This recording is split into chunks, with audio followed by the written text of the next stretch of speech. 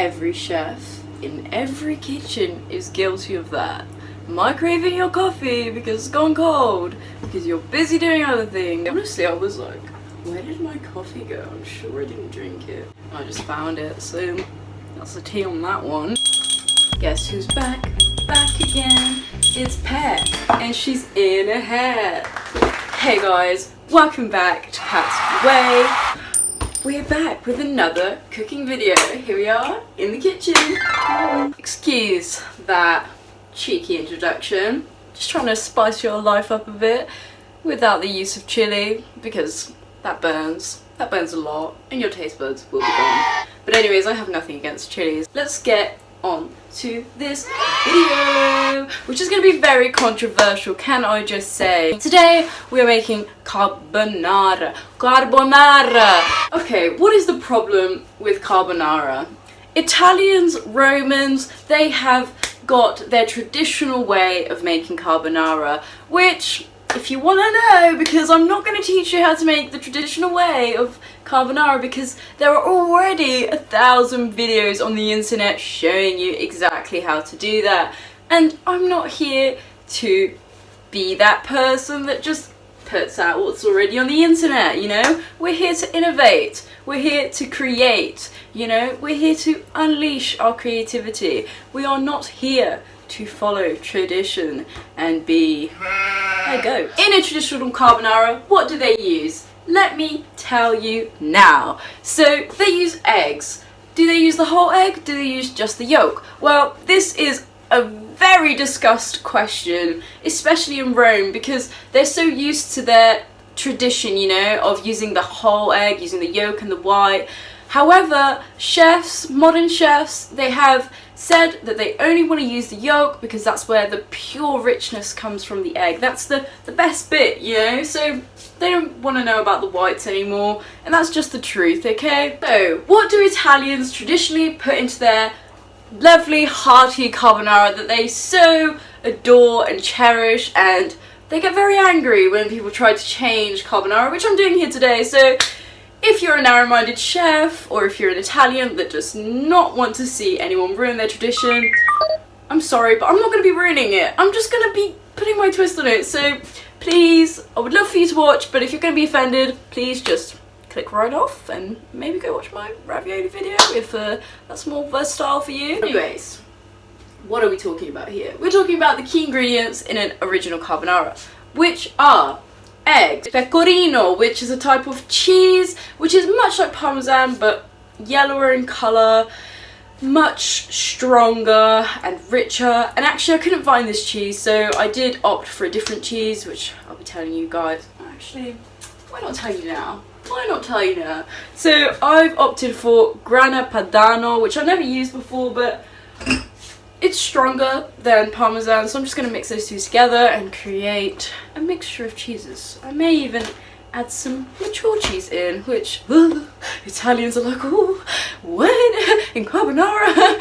But anyways, back to the originals. So, pecorino, the cheese, and then guanciale, which is, I don't know if I said that properly, but this is the cheek of the pork, and it's very rich, you know, it's cured in rosemary, salt, all those good things, and it brings amazing flavour. However, we are in England and I cannot find this anywhere, so I've just opted for the good old pancetta, which I'll be showing you how to arrange in a hot minute. What else goes into this original carbonara? So, more than anything, the flavour of this carbonara, other than the pecorino and the richness from the yolk of the eggs into the carbonara, this is why everybody says eggs must be used in carbonara. A carbonara is not carbonara without eggs. However, my original carbonara does not have eggs, and shock, like that's crazy, but it's okay. Today I'm going to be incorporating 1 egg yolk just for that extra richness and the colour as well. I think it will be beneficial actually, so we'll see. Black pepper, that is a major taste in carbonara. You know, if you haven't got black pepper in your carbonara, are you even making carbonara? Like, what is that? Pretty much it. That's all the ingredients you need to make the original carbonara. And what happens? How do you make this original carbonara? It's very easy. You can make it out when you're camping. Literally, it's so easy. All you do, You whisk your eggs, combine them, and then what do you want to do? You want to cook your pasta, lots of salt, you know, seawater salty. And once you've cooked this pasta, you're going to save some of that pasta water, you're going to add it to these whisked eggs, but the whisked eggs are going to have the pecorino cheese in and parmesan if you want that too. And you're just going to mix that together to combine the creamy sort of sauce that you've made from these eggs. To me, that's very eggy. Like, I don't want that, but you know, it's the original, we have to appreciate it. Once you've done that, you're cooking your guanciale, and that's going to be releasing all this fat. You cook it slowly so the fat is released and it's tender and beautiful. And then you want to get rid of that excess fat from the guanciale, and then you add the pasta to the guanciale, and then you add the eggs, the egg mixture with the salt water and everything. And then you basically just cook those eggs to 64 degrees. You don't want them to coagulate. You do not want scrambled egg breakfast spaghetti. You don't want that. Oh yeah, also spaghettoni. I'm pretty sure that's the name of the spaghetti. It's basically a squared off spaghetti, a bit bigger than your usual spaghetti that Italians love to use in the carbonara because, you know, it's got texture. The sauce sticks to this carbonara, and that is key. But today, I'm breaking the rules. We're going to be using tagliatelle just because I love tagliatelle and I love tagliatelle with carbonara. So if you don't like that, I mean, just try it, you're gonna love it. Yeah, that's basically it for that, and they just serve it with pecorino and black pepper on top, and that's perfect to them.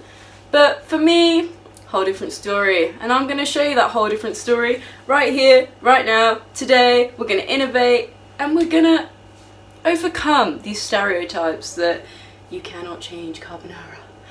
And yes, I will be using parsley. I know, shock, carbonara and parsley. Oh, let's get started because I'm excited. I've been excited to make this video for so long, so let's go. Step number 1, grate your parmesan. You always want to have the parmesan on the smallest side of the grater. So here I am just grating my parmesan. I'm going to be using this to make some parmesan crisps, and I'm also going to be using it inside of the carbonara, of course. These parmesan crisps, they're going to be used as garnish at the end. Why am I making them now if they're for the end?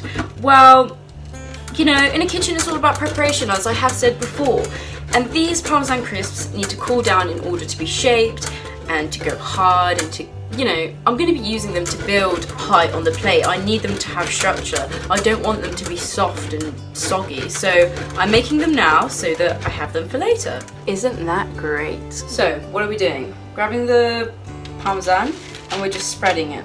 I was going to do individual little circles, but now I'm just thinking I want to go for a bigger parmesan crisp because then I can just cut it and form it into the shapes I want. If I want circles, I can just cut circles, you know, nice and easy. You can do this on the pan, which is also easy, but however, I've got a lot of things to do, so I don't have time to be watching a pan, so I'm just spreading it. And I'm just going to pop it into the oven at 180 degrees for about 2 to 3 minutes, and then just keep checking on it. You don't want it to burn. You also want the edges to be kind of even, yet again, so they don't burn and they cook evenly. So in the oven that goes. What are we going to do now? We are going to get our milk ready for our roux sauce. Why am I getting the milk ready for the roux sauce now? This is because I want this milk to be infused for extra flavour. And yes, we're going to be making a roux sauce for this carbonara. What is a roux sauce? I'm sure you've heard of a bechamel sauce or a white sauce, typically used in, I'm going to say it, carbonara. No, but you know, your typical, you know, macaroni cheese, you'll use a bechamel sauce for that. So what goes into my roux sauce? Primarily, you're going to need a fat of your choice. So for me, it's butter. I've just cubed some butter up, nice and evenly, like I showed you on my previous video on ravioli. I've also got here some flour, which is essential. This is going to form a dough when you're making the roux, but I'll explain that when we get to it. I'm gonna infuse it with some bay leaves, some peppercorns, some garlic and some onion. To the sauce, I'm gonna be adding some Dijon mustard and some original mustard, just English mustard, you know, good old Coleman. And you'll, of course, obviously need some milk. This doesn't matter, it can be semi-skimmed, it can be full fat. So, I told you how much the Italians love black pepper on their carbonara. It forms the flavour of the carbonara. Without black pepper, there is no carbonara. So here I have black whole pepper, and what I'm gonna do, you could just use cracked pepper, that's okay. However, I want that extra boost of flavour, so I'm just going to quickly roast these in a pan just to get them all nice and roasted, full of flavour. And after, we are just gonna, you can run your knife through it if you have a pestle and mortar, you can also do it like that. I think I'll just be running my knife through it, but I'll show you guys how to do it. Let's head over to the stove. So here I am, just with a low heat, looking after my peppercorns, roasting them off. You know, you should expect them to jump on the pan. This just shows that the heat is going through. They're getting excited. Those particles are jumping. But anyways, it will release a nice smell into your kitchen of peppercorns. Black pepper. Okay, so I've just taken the parmesan out of the oven, and you can see it's melted, it's gained some colour. Looks much nicer, and we're gonna let that cool down while we're preparing the rest of the carbonara. So as I said, the peppercorns will be jumping, as you can see them doing. It's actually quite amusing to watch. You just want to give them a smell. These are pretty much done. I'm just gonna crack them now. So now you have rolled your black pepper out onto your board. You just want to crack the pepper now, your roasted black pepper. As you can see, I'm just running the knife through it nice and slowly, as I don't want the pepper to go all over the place. It's not a very fun picture, is it? Wow, if you just give that a smell, it releases these fumes, you know, it just smells amazing. And this is what you want, you know. When you're cooking, you want to search for ways to make every ingredient stand out. And that's really the beauty of the kitchen. So now the black pepper has been roasted and cracked to perfection. Just so aromatic, you know, just what you want to smell when you smell black pepper. So now we're going to infuse this milk that I've been going on about for ages. So what do you want to do? Add your milk to the pot or the pan. Pot, yeah. Wow, that's not exactly helpful. Let's just remove the lid off that, because what are we? We're hardcore chefs. Nice. I'm going to pour your milk into the pot. I would say, do you know what, I'm going to go ahead and use all of it. So here we go, that's about up to here on the pot. So you need quite a lot of milk because we're making a sauce here, we're not, you know, prancing about. To this milk, I'm going to add 1 tablespoon of freshly roasted, cracked, aromatic black pepper. In it goes. Beautiful. Do you know what, I'm even going to add a little bit more because it's just too beautiful not to. And a little bit more. It's just too beautiful not to incorporate. So that's what your milks are going to look like. I'm going to add those beautiful bay leaves that just smell amazing as well. My mum and my dad grow these, so that's pretty lucky for me. I mean, they're beautiful. They'll just add this flavour that you didn't even know you could have in a carbonara. A sprig of thyme, half a head of garlic, randomly crushed, skin and all, straight in to this milk. Half of my onion, roughly chopped, skin and all, beautiful flavours. Remember, this is an infusion. We're going to pass this through a sieve. So whatever flavours you want into your carbonara, make sure to add them now rather than later. You're going to want to add some salt to this as well. Not too much, just a little bit. And we are going to make a cartouche. Patricia, what is a cartouche for? A cartouche is something that allows for the steam that is going to be let off from this pan when the heat is going through the milk, for the steam to compress. And what happens when steam compresses? As steam compresses, the flavours lock in, they infuse. Just imagine the moisture infusing into the milk. If you didn't have this cartouche, the flavours would all go into the air, and that's not what you want. Okay, it's a nice smell for the house, but you don't want that. You want the flavours to be in that milk. This is the star of the dish. So, as you saw me doing, I'm just folding this piece of parchment paper, and then what you want to do is you want to measure the circumference of your pan. So what you do, point in the middle, roughly the middle, and then you just cut like this. Oh, I knew that was going to happen, but that's okay, it's not a problem. Then you want to cut the point off as well to form a circle for the milk to breathe. And here you have your cartouche. Just going to put this in the milk like this, and you're going to pop it over onto the stove. Ideally, you don't want the milk to be on top of it, so just rearrange it and that's all good. So now my milk is infusing on a low heat. I'm just going ahead, I've washed my chestnut mushrooms and I'm just cutting them finely. Why am I cutting them finely? So this is going to be one of the last ingredients I add to the carbonara, and as you know, mushrooms are delicate, they're soft, they cook quickly, and if you don't cook them quickly and you overcook them, the flavour will be absolutely disgusting. You won't be tasting mushroom, you'll be tasting a mush. It won't be good. So now I've just peeled my garlic and I'm quickly finally chopping it just randomly. As you can see, like there's big chunks, there's little chunks. It doesn't really matter as we're going to be mincing this garlic as I have shown you before. And yes guys, I am adding garlic to the carbonara. And it's not just me that thinks garlic belongs to carbonara. It just adds flavour, tastes much nicer, and it is something that you should try. Even if the Italians will hate you for it. Hashtag me. So as you can see, the moisture has been drawn out of the garlic and it's formed a paste and it's ready to be used. So now I'm going to show you how to dice an onion. So you see this bit, you're going to want to build lines going across like this. Sort of creating layers in between the onion. You want to hold it like this, like a bridge, you know? And hold it together whilst you're doing this so it doesn't create a mess. And then you're going to go right in the middle of these layers. In the middle. And then you're going to want to do the same on either side. We create this line in the middle to create balance with the onion. You don't want the onion going everywhere, so you start in the middle and build to the outside with these lines, and then you've got the onion with lines going across and also just lines going across both ways.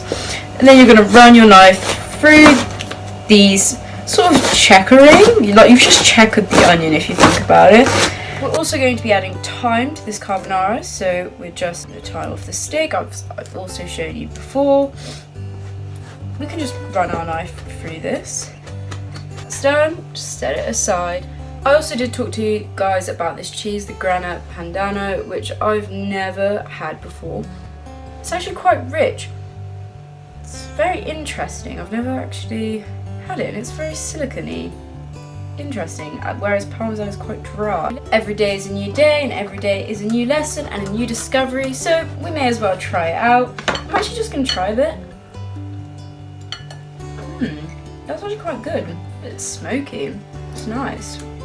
Very nice. 3 types of cheese here for our sauce. We've got the mature cheddar, we've got the Parmesan, and we've got the Grana Padano, which is absolutely divine. I'm speechless that I've only just found out about it. Now, I want to get my pancetta going. I'm just going to salt it a little bit because this isn't smoked. This is just your normal unsmoked pancetta. And what I'm going to do, I'm going to cut this a bit finely because the way this has come cut is a bit disappointing. Like, that looks kind of really terrible. But that's just what you get when you go to the supermarket. So I'm just roughly chopping it. And I'm just going to pop this in the oven because, you know, we're busy. We've got a load of other things to be doing. We can't just be at the stove slowly cooking this. And also, you want this on a low heat. You do not want this on a high heat because you want the colour, but you also want the fat to come out of here and leave a lovely tender pancetta. So on to my piece of parchment. Go. Don't worry about the spacing, it's gonna decrease in size anyways because it's filled with fat. So just pop it in the oven, 180, 5 to 10 minutes. So now we're just preparing the chicken. I'm gonna go for the small diced chicken again. Maybe not as small as I did for the ravioli video because that's just a bit silly for this type of thing. But you know, just even cubes of chicken, nothing too exciting. As you can see, bit chunky, bit small, just perfect for the carbonara.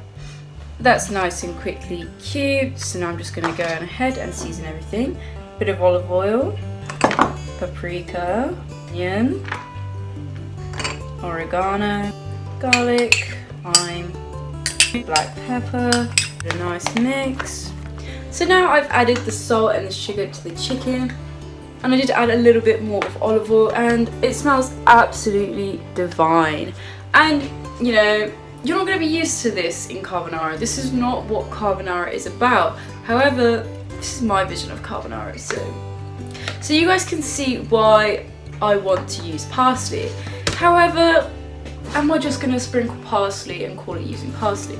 No, I'm going to use creme fraiche and flat leaf parsley to create a sort of like a sauce, a cold sauce. And we're just going to pipe that on to the carbonara. Just going to blend those together in the blender. I'll show you guys real quick how to do it. Some salt, good to go. It's going to bring flavour, it's going to bring freshness. It's going to balance the dish out. In addition, I'm also going to pick some parsley and make some parsley crisps. What are these parsley crisps going to do? They're going to add depth of colour. They're going to add, you know, height to the plate, because I'm going to be placing this parsley crisps on top of the blobs of the creme fraiche and parsley, which is just going to create a diverse depth of greenery, and it's going to be interesting. So it's an image I have in my head. I'm just sharing it with you guys so you can understand what's going on here. So in our blender here, we're just going to open it up, creme fraiche. You can see it's thick, so what I'm aiming to do is to create a nice structure, hopefully. But I won't be upset if the texture is slightly sloppy, because you know, it just adds to the dish. It creates a story behind the dish. And then chuck a load in there. Close that and set that aside while we're preparing for the crisps. So for the crisps, you're going to want to look for the most interesting flattest leaves, like this one. Oh yeah, I also opted for flat leaf parsley because I knew that I was looking for it to look really nice on the presentation. So this one I'm going to pick for a crisp, as I think that has potential in it. This one also. And you just want to go through and pick out leaves like that. And while you're doing this, you're going to want to get your sunflower oil heating up in the pan right now. Unless you have a deep fryer, you can use that, but I'm just going to shallow fry this part. So now we're over at the stove. Our oil seems to be hot. We've had it on low heat for a while. We're just going to test one crisp first. Holy macaroni, drop and run situation. On another subject, this is what our pancetta is looking like now. I'm just going to go ahead and flip it over to gain colour on both sides. So here are the crisps we have created. I have just sprinkled some salt on them, and I'm just going to leave them to rest for when we need them for garnish. So here's the pancetta, which I think is pretty much there. It's looking nice and golden. And for the parts that aren't, that's okay, because we're going to finish it off in the pan. So yeah, I'm excited for this. Just going to leave it on the side until I'm ready for it. So now I'm just giving the creme fraiche and the parsley blend. Is that green enough for me? Oh well, I can see at the bottom it's not fully pulsed through yet, so I'm just going to continue to mix that. So that's now the colour I was looking for. I'm now just going to pop this into my piping bag and save it for later in the fridge when I'm ready to garnish. So I'm just popping it around my hand like that and popping it out. But be careful, there is a hole at the bottom, so you sort of want to angle that up, hold it with your pinky while you do this, and just pour it in. Look at that colour. Place mine in the fridge like this, just inside of a glass. I also am going to save the rest into a little bowl, just in case I want to do something different with the plate.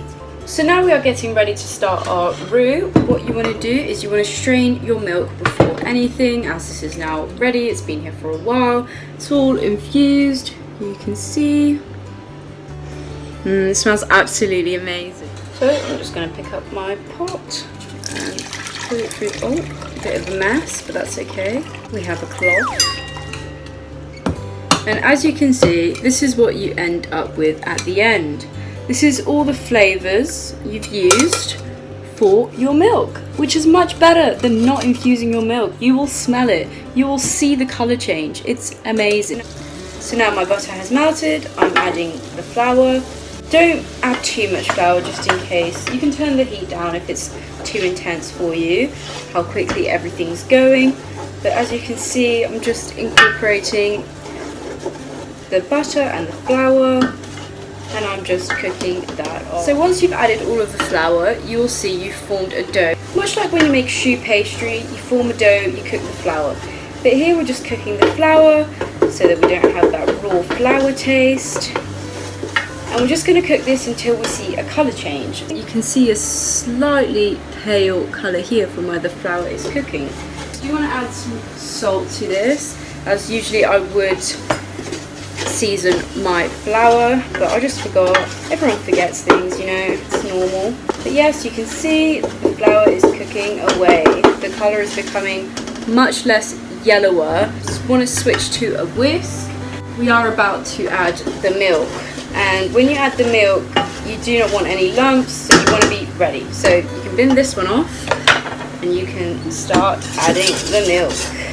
And you can just smell the infusion that you just spent your time doing, and it's really rewarding to sort of smell this, and you just know you're going to have a beautiful outcome of a sauce. So as you can see at this point, the consistency is much smoother. I'm just turning the heat up and adding the rest of the milk.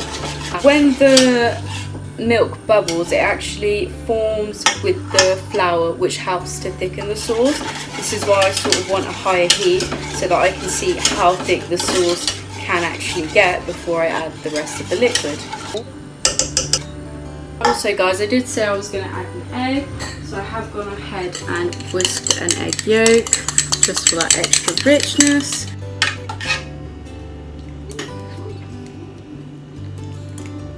Okay, that's really nice. But now let's see what the egg is going to bring to the table. There goes the fork. Heat is off. I'm just adding the egg slowly now. Add a bit of each section. I'm going to keep some cheese for the end product, as I want to use as garnish.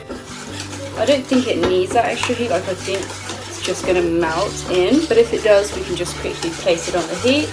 Okay, so now the sauce has the cheese in. So I'm just going to add some salt water to this when I cook the pasta to just thin it out a little bit. But, well, it tastes divine, especially after those different cheeses. A bit of olive oil. I'm going to turn the heat up, and onions and garlic that I had left over. A bit of salt. A bit of pepper. I'm also going to add some extra pepper to that sauce.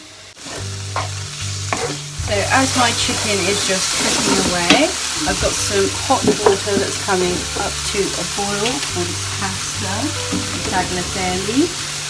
Here is salt, sea salt, and I'm just going to heavily season the water with that. And just give it a taste to see. See, that's seasoned water, very nice. So now my carbonara filling is pretty much cooked. Go ahead and put a ladle in of the salt water. It just helps to combine everything, so sort of loosen it up a bit. And now I'm going to add some of this sauce into my actual chicken, which is just going to help to moisten everything up and sort of get it ready for going into the pasta to join it before adding all of the sauce completely.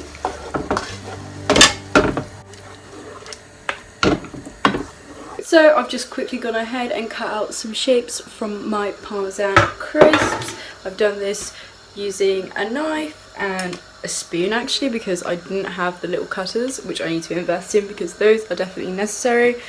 But yes, you sort of want to do the same and see what comes to your head, what you imagine on your dish. I'm not gonna lie guys, I'm kind of thinking that maybe this is called a chicken Alfredo, but you know, I guess this is all part of learning, and I think the comment section will tell us this, because a carbonara is actually the complete opposite of this. So yeah, so the carbonara is officially ready. This is what it looks like. I'm just gonna give it a quick taste before I plate it all up. Just yum. Like, if you just do this at home on a chill day, you'll enjoy it. You'll thoroughly enjoy it.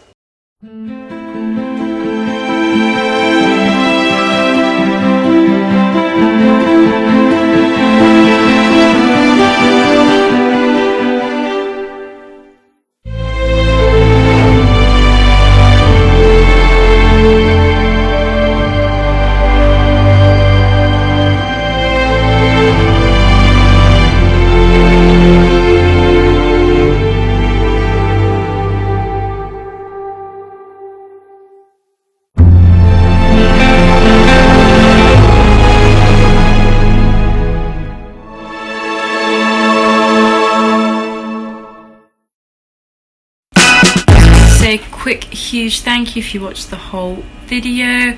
It was quite the experience, this video. I don't know what I've made here. Have I made a carbonara? Have I made an Alfredo? We don't know. So yeah, but this is my version of a carbonara, and I hope you guys have enjoyed. And if you try it out at home, always never forget to drop down pictures and tag me in them at The Way Pat Cooks. Thank you very much for watching. Subscribe, comment and like, and I'll see you soon.